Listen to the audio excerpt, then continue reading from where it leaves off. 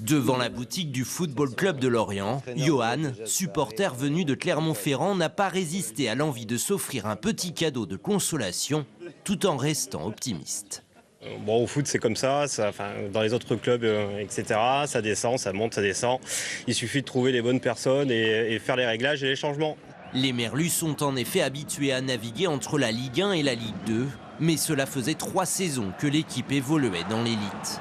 Avec 85 millions d'euros, le FCL, c'est le 8e budget de Ligue 1. Au niveau financièrement, sûrement que ça va être très dur, parce que bon, déjà, il y a déjà beaucoup de joueurs qui vont partir, ça va être compliqué quand même au niveau des sponsors et tout, je pense que ça sera très dur. Une relégation qui pourrait aussi avoir une répercussion économique pour les commerçants.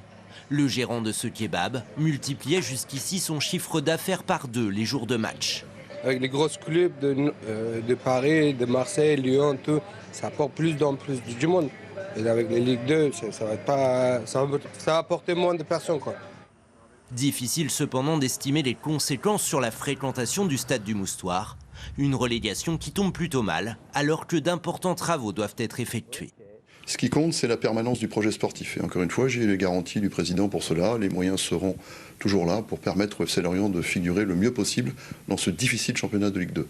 Donc oui, je l'ai dit, le projet de reconstruction de la tribune d'honneur vaut pour la Ligue 1 ou la Ligue 2. C'est le destin de Lorient, de temps en temps, de faire l'ascenseur entre les 2 niveaux professionnels. Donc oui, on va maintenir évidemment le projet de reconstruction de la tribune. À 2 ans du centenaire du club, les résultats sportifs des Merlus vont donc être scrutés de près. Les supporters demandent déjà d'importants changements au niveau du staff.